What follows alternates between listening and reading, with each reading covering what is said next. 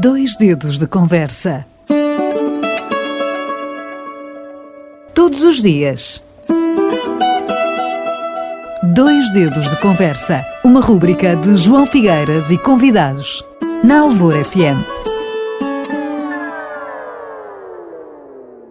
Ausente há algumas semanas por razões profissionais, o nosso professor Luís Filipe Dantas hoje está cá de viva voz para nos falar de mais um tema que o deixa sempre inquieto. Bom dia, professor Luís Filipe Dantas. Olá, João, muito bom dia. Qual é o tema de hoje? Qual é a sua inquietude? Bom, realmente nós andamos... há quem diga que a inquietude é positiva, não é, João? Claro, não nos deixa adormecer, não é? Faz com que os nossos cérebros trabalhem e procurem encontrar explicações para aquilo que vai acontecendo nos nossos cotidianos. Exato. E então, aí há uns tempos atrás, eu passei por uma livraria e vi um título de um livro bastante sugestivo. O título do livro chama-se O Despertar da Europa.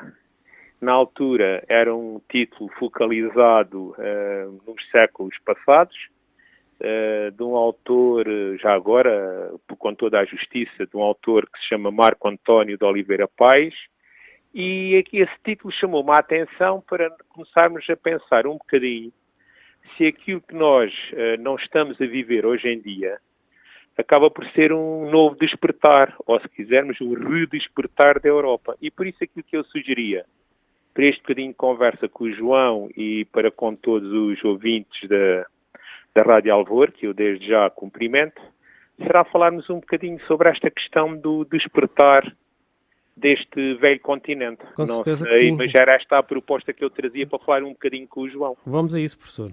Então, muito bem, sim senhor.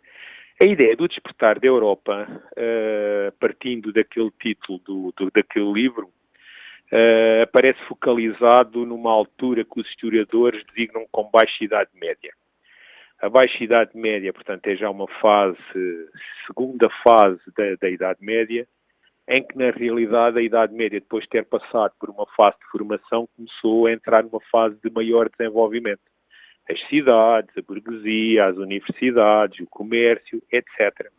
O que é curioso, João, e também partilho isto com esta reflexão com os ouvintes da Rádio Alvor, é que se nós olharmos ao longo destes séculos, nomeadamente desde esse século XIII e depois mais tarde no século XV, no século XVI e aos dias de hoje, nós de vez em quando vemos este velho continente a despertar, como que a acordar. Eu diria que, João, é como se o continente estivesse um tanto ou quanto letárgico, adormecido, e depois há um conjunto de acontecimentos que acabam por induzir algum dinamismo e parece que esse continente dá um salto. Digamos, ou melhor, como hoje se diz, passa por um determinado sobressalto. Aliás, aí em tempos atrás falou-se muito no conceito de sobressalto político, não é? E é muito interessante ver que isso acontece com a Europa hoje em dia. Porquê? Porque depois de ter passado na Idade Média por essa situação, depois, no século XV e no século XVI, os nossos ouvintes já ouviram falar naquele famoso conceito do Renascimento. Depois de, no século XIX, a Europa também ter tido algum protagonismo.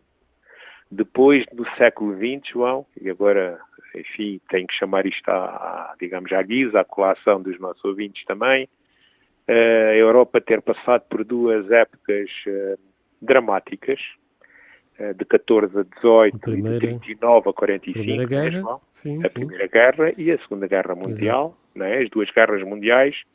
E, infelizmente, a Europa está, digamos, ou foi obrigada mais uma vez a entrar neste despertar por força daquilo que vai acontecendo a leste da Europa. Ou seja, significa que a Europa, desde o final da Segunda Guerra Mundial, desde aquelas famosas conferências de Alta e Potsdam, pensava-se que a Europa nunca mais iria entrar numa situação tão dramática e daí para cá já tivemos vários momentos complicados. Tínhamos passado pela Guerra dos Balcãs em 91, 92, que foi um drama dentro da Europa. Mas o que é facto é que esse conflito da Guerra dos Balcãs nunca suscitou esta unidade por parte da Europa. Ou seja, hoje em dia o que nós estamos a ver? Estamos a ver uma Europa a reagir em bloco. Aliás, é curioso que a própria Rússia e os seus apoiantes nem sequer estavam à espera de ver uma Europa tão unida, como se na realidade tivesse havido aqui uma atitude de despertar de uma Europa que alimentava com algumas assimetrias económicas e sociais, é bem verdade, mas alimentava os valores da democracia, em alguns países do socialismo, noutros os valores e as práticas da social-democracia, mas nunca se vislumbrava no horizonte passar por esta situação com todas as consequências que infelizmente vão marcando não apenas aquele território a leste, mas que em certa medida marca todos os nossos cotidianos, não é, João? E estamos a sentir isso bem na pele, não é? A nível económico, sem dúvida. E esta questão, ainda hoje, eu vi uma notícia interessante, não é?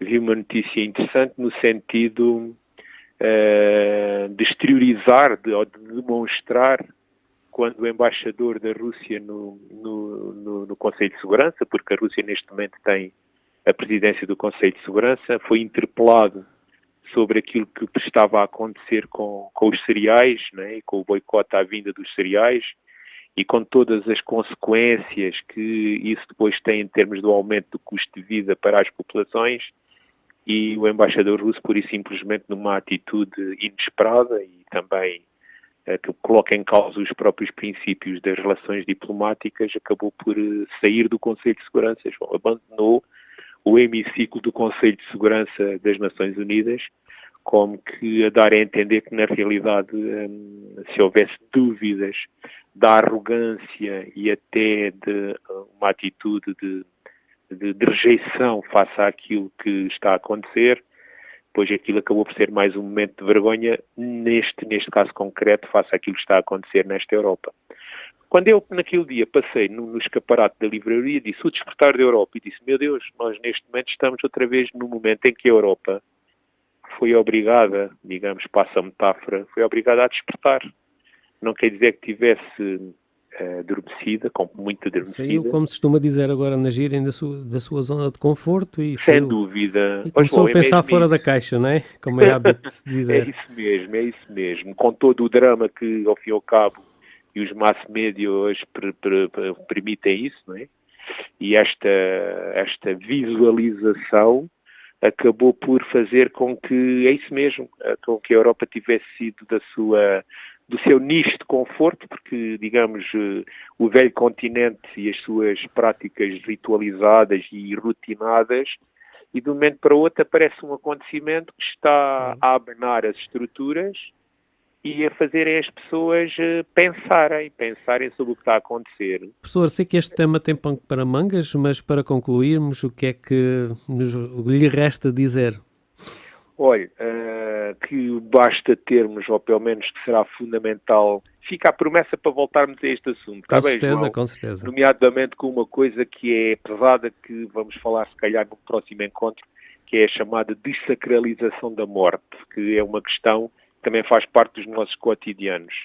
Mas, para finalizar, e é sempre um prazer estar aqui convosco e connosco, não é? Acho que temos que ter esperança e continuar a acreditar na espécie humana, porque dentro da espécie humana, como eu costumo dizer, ainda há pessoas de bem. Com certeza. E eu acho que essa é que é mesmo a mensagem final, com um especial cumprimento para todos os ouvintes da Rádio Alvor e um obrigado pelo João e pela sua introdução, porque realmente já havia um certo tempo que eu não aparecia aqui. Sim, mas o trabalho está sempre primeiro, professor. É verdade. Infelizmente haja trabalho, não é verdade? Exatamente. João? Obrigado, um abraço, até à próxima. Muito obrigado também. 2 dedos de conversa. Todos os dias. 2 dedos de conversa. Uma rúbrica de João Figueiras e convidados. Na Alvor FM.